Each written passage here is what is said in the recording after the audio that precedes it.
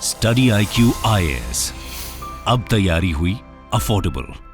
रामायण दोस्तों हमारी हिंदू सनातन सभ्यता का वो महान महाकाव्य है जिसका सार हर भारतीय के रोम रोम में बसता है। यही वजह है कि चाहे हमारे धार्मिक अनुष्ठानों में होने वाला अखंड रामायण और सुंदरकांड का पाठ हो या मॉडर्न एरा की CGI इंटेंसिव मूवीज का प्रोडक्शन, दशहरा और दिवाली जैसे हिंदू धर्म के प्रमुख पर्व हों या फिर कोई और सामाजिक अनुष्ठान, हर जगह प्रभु श्री राम और उनकी महान गाथा रामायण का प्रतिबिंब साफ तौर पर देखा जा सकता है। ये केवल हमारे धर्म और संस्कृति का ही नहीं बल्कि भारतीय समाज और यहाँ के लोगों की सोच का भी एक ऐसा भाग है जिसे एक दूसरे से अलग नहीं किया जा सकता।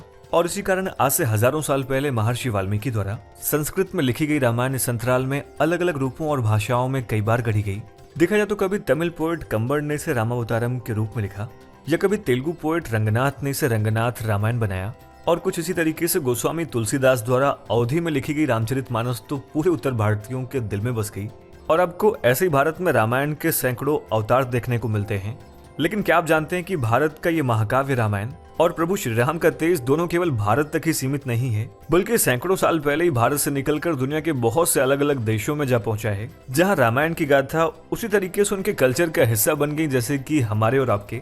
और इसी के चलते रामायण आज थाईलैंड, कंबोडिया, लाओस, चाइना और तिब्बत के साथ ही साथ अफ्रीकन, कैरेबियन और ओशियानिक कंट्रीज के कल्चर का भी पार्ट बन चुका है। और इसी का नतीजा कहीं रामायण के अडेप्टेशंस वहां के नेशनल एपिक और ड्रामाज में कन्वर्ट हो चुके हैं या फिर कहीं का स्थापित राजतंत्र ही रामायण और प्रभु श्री राम की अयोध्या का अनुकरण करके चलाया जा रहा है। लेकिन अब आप ये सोच रहे होंगे कि आखिर ऐसा कैसे हो सकता है और वो कौन कौन से देश है जहाँ पर रामायण इतनी पॉपुलर है, और अगर ऐसा है तो वो कौन से कारण है जिसकी वजह से रामायण इन देशों में प्रचलित हुई। आज के इस वीडियो में हम इसी टॉपिक पर डिटेल में चर्चा करेंगे। ये टॉपिक आपके UPSC mains GS paper first के आर्ट एंड कल्चर से रिलेटेड सेक्शन के पर्सपेक्टिव से इम्पोर्टेंट है और आपको इससे रिलेटेड एक मेंस प्रैक्टिस क्वेश्चन इस वीडियो के एंड में मिल जाएगा।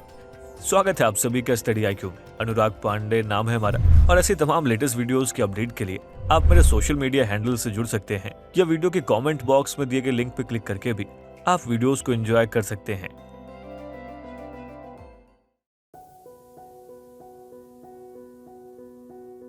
दोस्तों रामायण बहुत सी साउथ ईस्टर्न कंट्रीज के कल्चर का इंपॉर्टेंट पार्ट है, जहां ये माना जाता है कि अकेले एशिया में ही रामायण के 300 से ज्यादा वर्जन्स एग्जिस्ट करते हैं। हालांकि ये बात सही है कि इन सभी देशों में रामायण के जो वर्जन्स देखने को मिलते हैं उसमें इतनी सदियों में कुछ न कुछ वेरिएशंस और लोकल एडेप्टेशन हुए हैं। साथ इन सभी वर्जन्स का इंस्पिरेशन वाल्मीकि द्वारा लिखी गई ओरिजिनल रामायण नहीं है। और चूंकि इन साउथ ईस्टर्न एशियन कंट्रीज के इन सभी देशों में रामायण की गाथा पहुंचाने में साउथ इंडियन ट्रेडर्स ने एक की रोल प्ले किया है और इसीलिए यहाँ के वर्जन्स में भी तमिल एपिक कंबन रामायण के इंप्रेशन साफ साफ देखने को मिलते हैं। देखा जाए तो रामायण के इन एडेप्टेशंस में इन देशों के फोकलोर और लोकल कल्चर बिलीफ्स के चलते बहुत से प्लॉट्स, कैरेक्टर ट्रेट्स, अटायर और चॉइस ऑफ वेपनरी और लोकेशंस भी चेंज कर दिए गए हैं। जहां खासतौर पर रामायण के इन एडेप्टेशंस में रामायण के बुद्धिस्ट वर्जन दशरथ जातका का भी इन्फ्लुएंस देखने को मिलता है। अब अगर हम थाईलैंड के नेशनल एपिक रामकियन की बात करें तो ये हमारे रामायण का ही एक वर्जन है।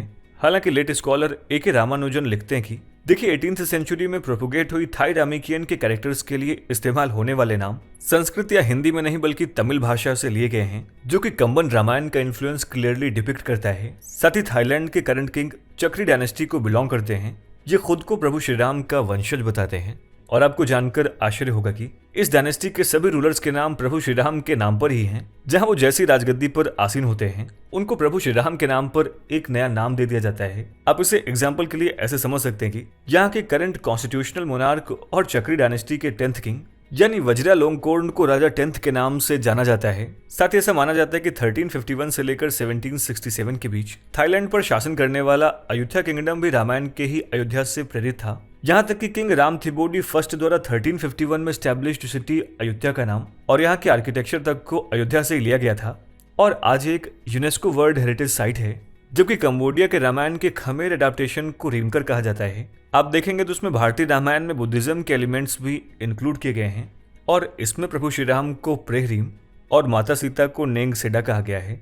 दोस्तों इसी बुद्धिस्ट इन्फ्लुएंस की वजह से इसमें कई सब प्लॉट्स ऐड किए गए हैं, जहां एक मरमेड प्रिंसेस को स्वर्ण मच्छा को महावीर हनुमान के प्रेम में पड़े भी दर्शाया गया है। दोस्तों वीडियो को कंटिन्यू करें उससे पहले आप सभी के लिए एक इंपॉर्टेंट अपडेट है।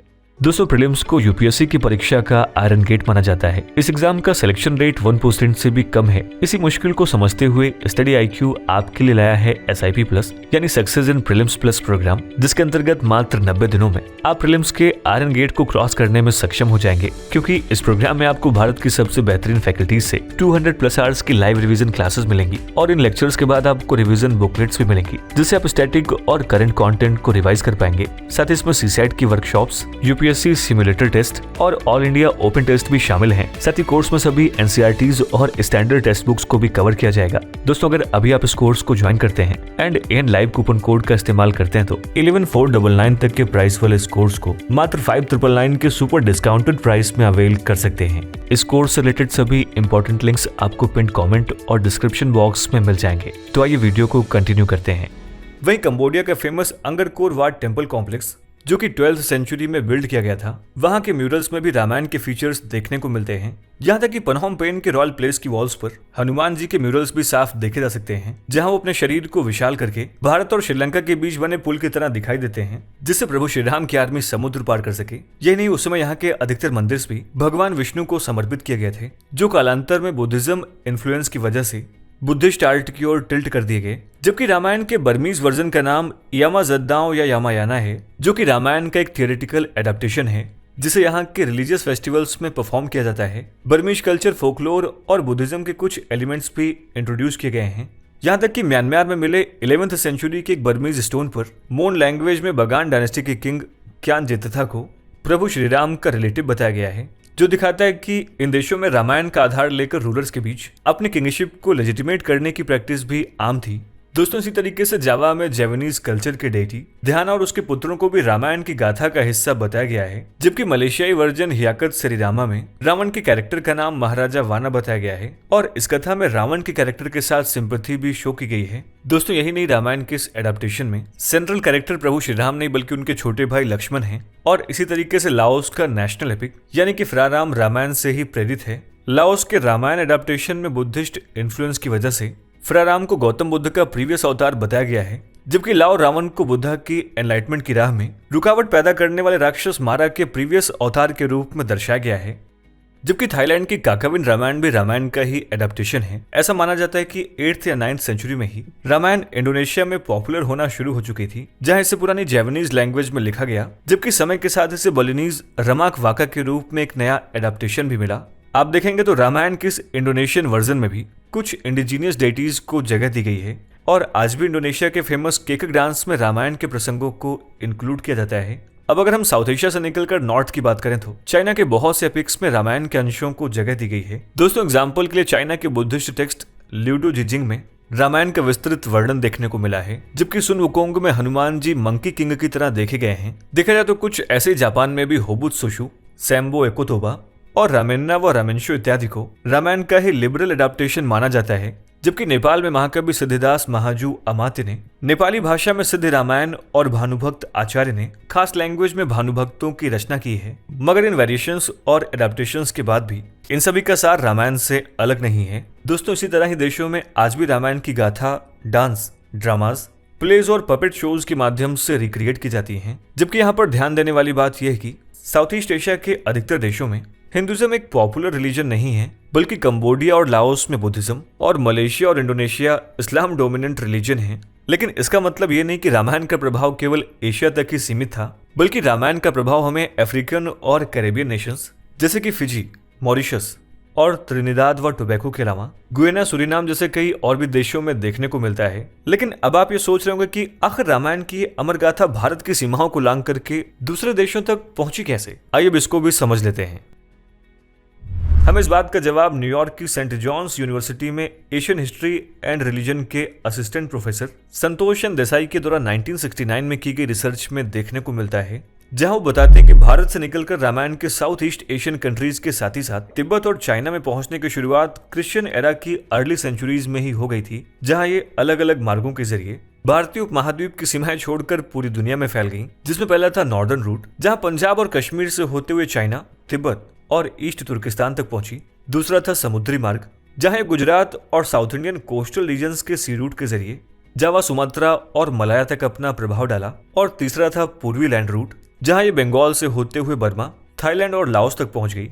साथ इन सब के अलावा वियतनाम और कंबोडिया में प्रचलित रामायण की कथा की उपज जावा और इंडियन ईस्टर्न रूट से प्रभावित होने वाले दूसरे देशों से डिराइव की।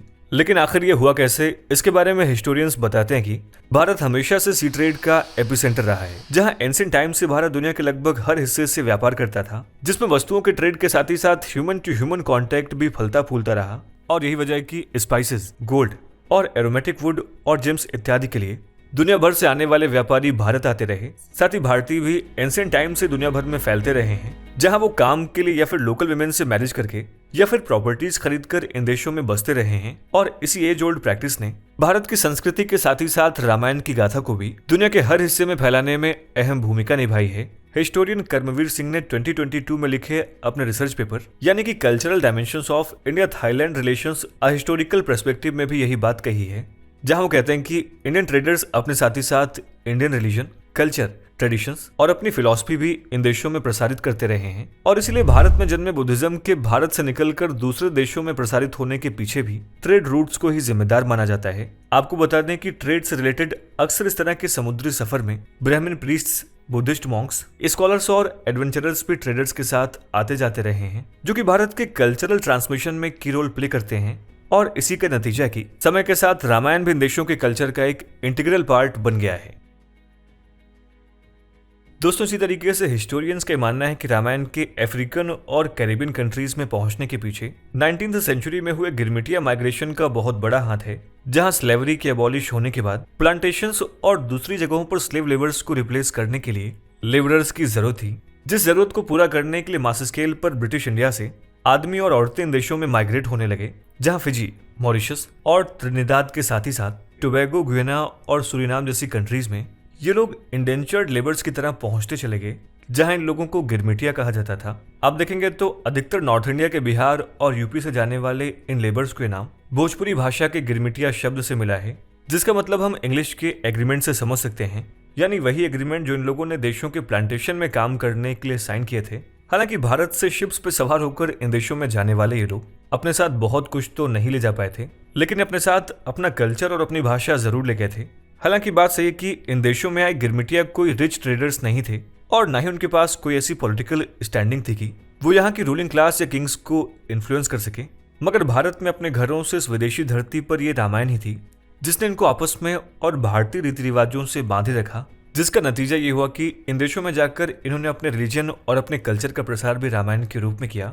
साथ ही इन्होंने रामायण के ऑडी वर्जन यानी कि तुलसीदास जी द्वारा लिखी गई रामचरितमानस को इन देशों में इस कदर प्रचलित किया कि यह जहाँ के कल्चर का हिस्सा बन चुकी है। दोस्तों, इस बारे में ब्रिटिश हिस्टोरियन क्लेम शेखरन बताते हैं कि वो खुद गुयाना में गिरमिटिया फैमिली में पैदा हुए, जहाँ रामचरितमानस में राम जी की गाथा में सैकड़ों गिरमिटिया परिवारों ने अपने कल्चर और अपने जीवन की आशा ढूंढी, जहां उन्होंने भगवान श्री राम के वनवास और कठिनाइयों से भरे जीवन के बाद सत्य की असत्य पर विजय होने वाली रामायण की गाथा में अपना विश्वास बनाए रखा। और इसी रामचरितमानस ने उन्हें विदेशी धरती पर अपनी भाषा, अपने कल्चर और अपने धर्म से जोड़े रखा। और इसी का यह नतीजा है कि आज भी इन देशों में रामलीला का लोक रंगमंच काफी ज्यादा प्रचलित है, जहां साल 2017 में रामनवमी के मौके पर भारत ने मॉरिशस को 83,76,000 मॉरिशियन रुपीज दिए थे, ताकि यहाँ स्थित रामायण सेंटर कॉम्प्लेक्स को एक्सपेंड करके उसको रेनोवेट किया जा सके। और इसी तरीके से फिजी में रामायण को यहाँ की इंडिजिनियस लैंग्वेज यानी कि आइटोकी में ट्रांसलेट किया गया है। दोस्तों, ये थी हमारे रामायण के भारत से बाहर प्रचलित होने की कहानी। आपको हमारा आज का वीडियो कैसा लगा, हमें इसके बारे में कमेंट सेक्शन में जरूर लिखें। और ये है हमारा आज का मेंस प्रैक्टिस क्वेश्चन। आप इसका भी जवाब हमें इस वीडियो के कमेंट सेक्शन में दे सकते हैं।